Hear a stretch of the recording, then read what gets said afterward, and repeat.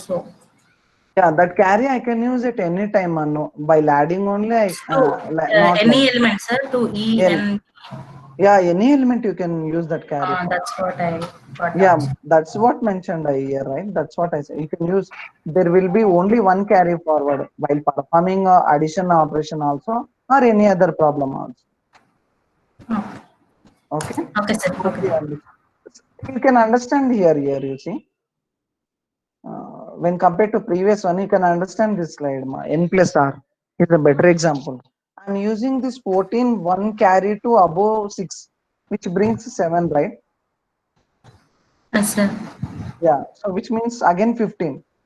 One more carry I got. So I can use it anytime whenever I require. Okay. Okay. Here also one more carry is there. So like that you can have, you can bring that carry forward to anywhere else. Okay. Okay, sir. One carry. Okay. Fine. Thank you. Hope you understood this concept. You can do this one also, like something like base plus ball equal to games and u plus your plus u. These are all the simple things which we can go with logical understanding.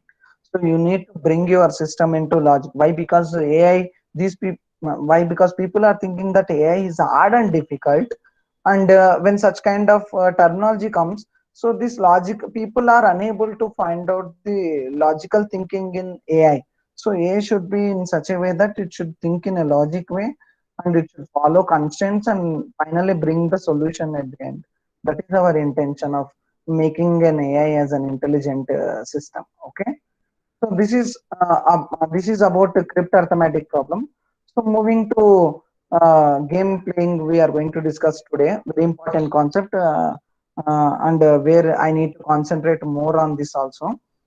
So nowadays, game playing is also one of the application of AI, right? So game playing problem is also like tic tac toe, and where your chess game, right? Where we are discussing, where we have discussed in the previous sessions, like game playing and tic tac toe, right?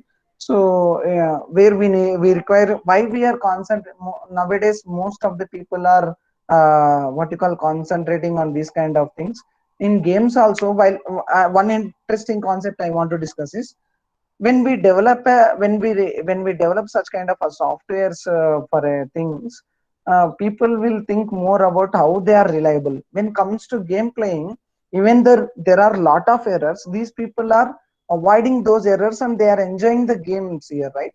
So that thing we need to concentrate here.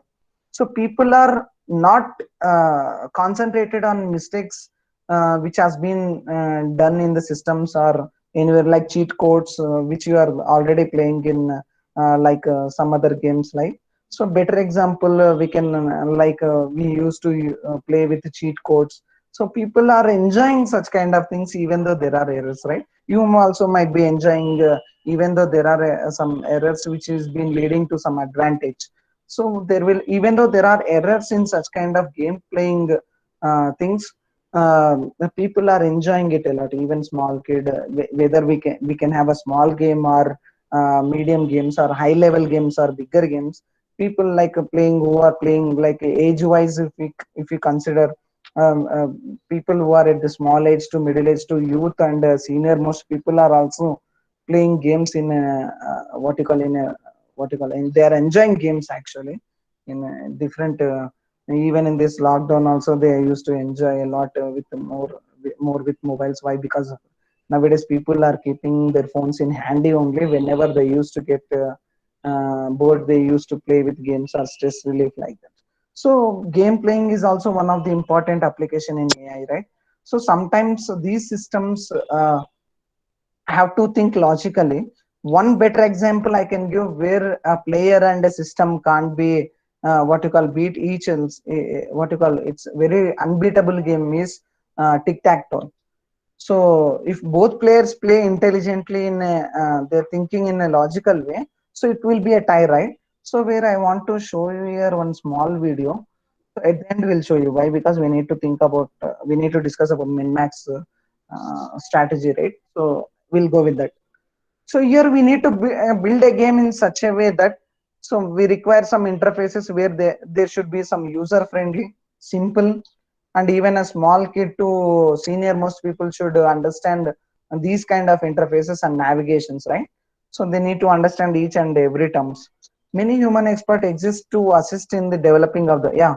So when we develop such kind of a programs where human expert exists to assist such kind of a things.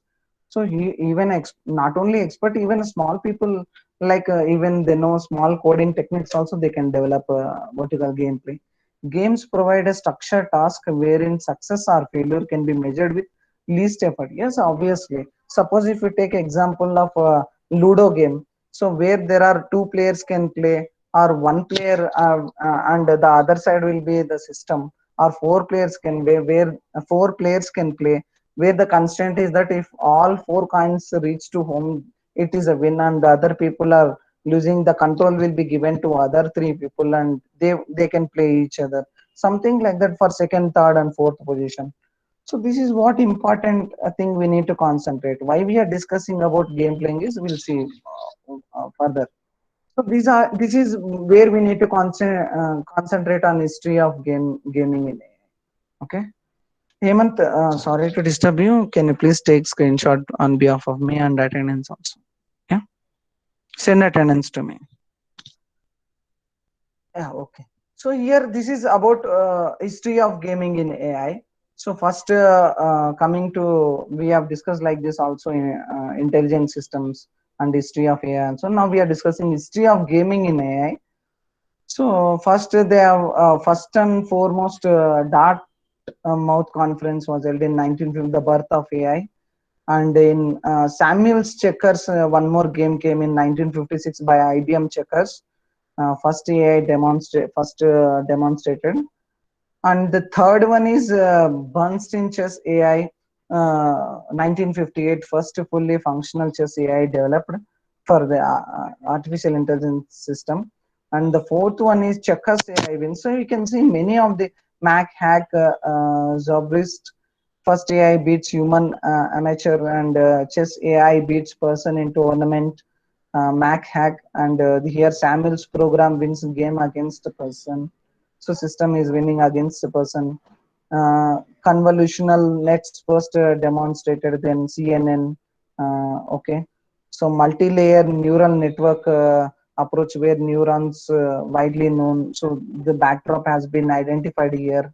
So here you can see some nodes have been predicted, RL and neural net based and backgammon AI shown. So here you can see most of the AI games are related to chess here, right? So why? Because the system, this AI has so many constraints, like there will be n number of moves, and there will be n number of strategies, and there will be two players are thinking each other, and they are moving. So most of the people have started their AI system with a chess game only. I Checkers AI draw with world champion. So Crazy Stone. So many games from till 1956 to till date.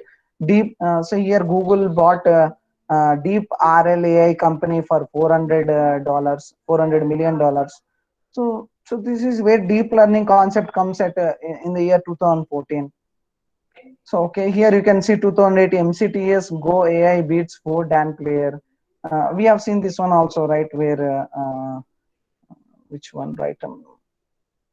Monte Carlo Go, first research on Go with a stochastic search. We have seen this hill climbing algorithm, right? So there are four different kinds of hill climbing algorithms: simple hill climbing, steepest ascent, and stochastic and random restart, right? We have seen four different kinds of hill climbing algorithms. So till 1956 to till 2016, this gaming is been concentrated here, right? So beats top human. So it's very difficult to beat as so people are saying that very difficult to beat chess game with the system when it is comes to difficult level. Simple, medium, moderate and difficult, there are different levels, right? So coming to the next slide, we'll see first game playing for the game theory was been introduced by John von Neumann. Here the term game means a sort of conflict in which any individuals or groups known as players. Yeah, we know that when game coming to gaming part, there will be players. There will be a single player, two players, multiplayers, like. So why game theory denotes some strategy for them. What is that strategy? We'll see.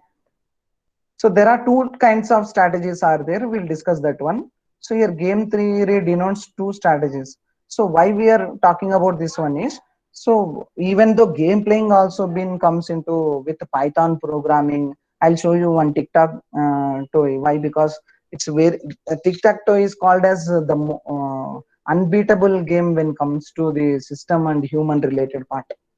So you can come up with game theory either in graph tree like or search tree. They grow like graph tree or search tree. Only one player move at each turn. That is one major constraint, right? Only one player move at each turn. At the leaf position, when the game is finished, assign the utility to player. Yeah. So once the game is finished, just like I discussed about Ludo game, once my game is finished, I'm at home with all 4 coins.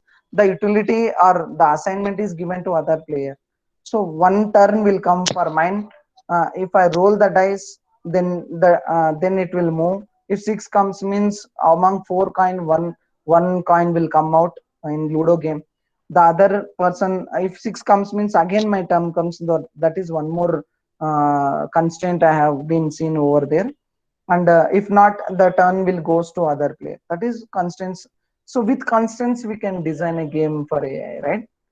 So there are two-player games, usual conditions. Each player has a global view of the board, right? Each player has a global, so they can easily understand the UI of what you call two-player games, right? So zero-sum game. Any gain for one player is a loss for obviously. If one player has got the game, then the other player will lose obviously. Just like I said, if I get 6, then other player then he won't get chance again. I'll get, so that I can move forward when compared to him. Okay, so this is two-player games.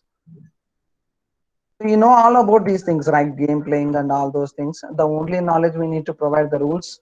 When we develop such kind of game playing, we need to provide the rules, most conditions of, and when a player can win, when a player can lose. We need to briefly mention the terms, and before you start a game, right, you will see, you will make them understand, right, with one possible turn, right? So if you go here, go there, we'll highlight those moves, how to play a game with a user friendly, right? Yeah. Searching techniques like we can't use BFS in game playing, so we can why we're going to see in the upcoming slides. So in searching like BFS, we have a DFS and BFS. So in game playing, we can't use. Remember, this is very important. Actually, in game playing, we can't use BFS search. Okay, so we can, why? Because those are not accurate for this, as branching factor is very high, where BFS will focus on each level. So if the game playing is very big, it goes on never, that will be never ending. So game playing will be applicable to DFS and depth first search. Okay. So searching will take a lot of time when we use BFS search for game playing. So we should not use BFS technique for game playing. Remember this one, BFS search technique. So the BFS strategy is not applicable to game playing. Coming to next slide, these are the major component things we need to concentrate, right? So we need to concentrate on these two major components of game playing. One is plausible. The term is correct here. No need to think that possible is mentioned here. Plausible. There is a term called plausible move generator. It is used to. So when we go with again example of Delhi to Jaipur example. So we have got a possible successor positions, right? The system itself will generate, like in Google Maps, what are the possible paths. So plausible move generator will, so here comes into the picture. That is one point I want to mention. And second one is static evaluation function generator. That means it is a utility function based on heuristics. This generates the static evaluation function for value for each and every move that is being made. So some function here, utility function will consider in static evaluation function generator. The static evaluation function gives a snapshot of particular move.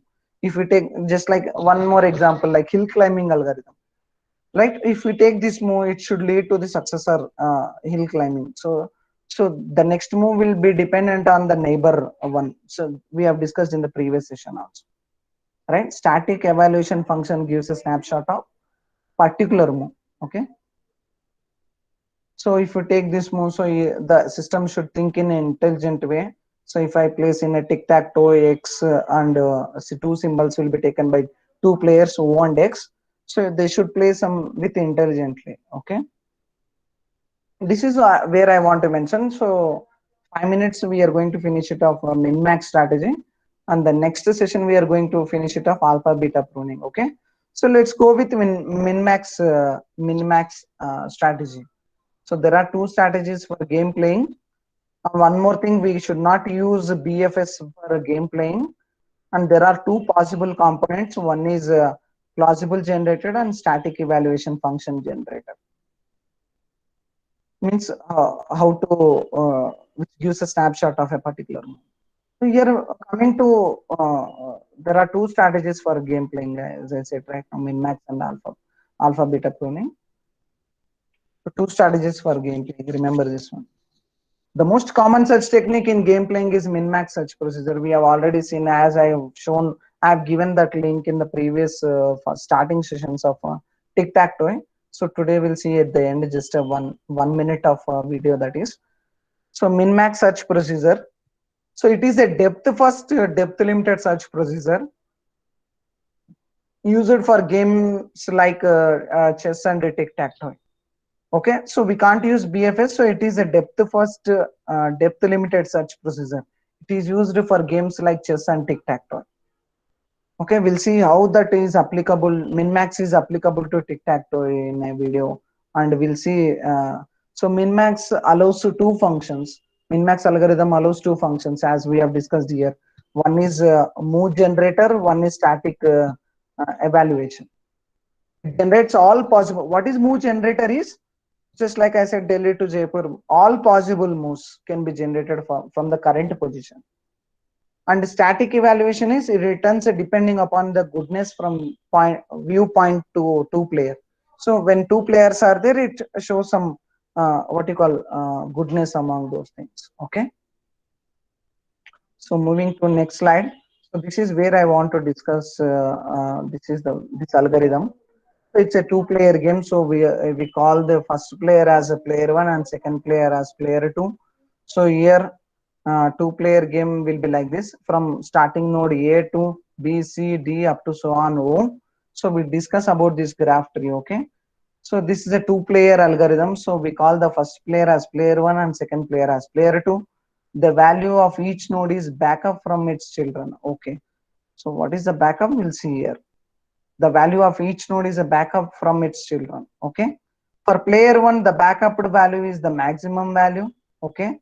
For children, for its children. For player two, the backup value is minimum value of its children. Remember this one, very important. For player one, the backed up value is maximum. For player one, it is maximum child it need to take. For player two, the minimum child it need to take. Here you can see at the bottom there are, for D there are two childs, H and I. So for player two comes means it's a minimum only. So 19 and 22 are there. So it takes only 19 for player two. When comes to player one, it takes 22. We'll see that one. So anyway, I'll place this PPT again. Okay, you can go through. It provides most promising move to player one, assuming that the player two has to make the best move. So both players think logically, means it's good. It is good for the game. So it will be very interesting. It's a recursive algorithm and same procedure occurs at each level. We assume that player one will start the game. 4 levels are generated. Suppose if player one starts, then again player two. If player two starts, then it will be like this. The value to nodes Hij is provided by static evaluation function. Here you can see Hij, is provided by static evaluation function, where it contains some value. So min max, minimum value, maximum value, minimum value, maximum value, maximum value, minimum value, like that. Right? Here you can see. Yeah. So now coming to the, as they are saying that there are 4 levels.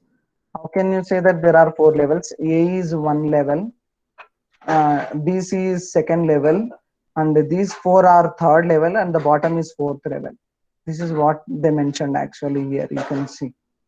So we assume that player one will start the game. 4 levels are generated. What are those 4 levels? A to O, like there are 4 levels. A is level 1, BC is level 2, D is level 3, and last one is level 4. Level 3 is maximize level. You can see here, starting itself, maximize means who will take the maximum and player 1 will take the maximum, right? According to this point of view, player 1 will take the maximum, right? Level 2 is minimize level. So all nodes of level 3 will take maximum value of their children. You see here, level 3. How? So here we don't have a what you call. So from here to we need to start. From level 3 we'll take the maximum. So D is taking maximum 22, E is taking maximum, F is taking maximum, and G is taking maximum. You can see over here. Here you can see here, from level 3, if we consider level 3 first player, it is taking maximum 19, 22. So it is taking 22 only. 12, 8, it is taking 12. E is taking. Why? Because child nodes, player 1 will take the child nodes maximum value. F, it is taking maximum. G is taking maximum 23. So when comes to level 2, it is taking minimum. So means for B, the child nodes are D and E, it is taking minimum 12. It is taking 25, 20, so 23 is minimum. So again maximum value here. So this is how min-max is going to follow. That means A should choose C to win. That means A should choose C to win. So level 1 means who? Player 1 has won here. This is how it comes min-max algorithm.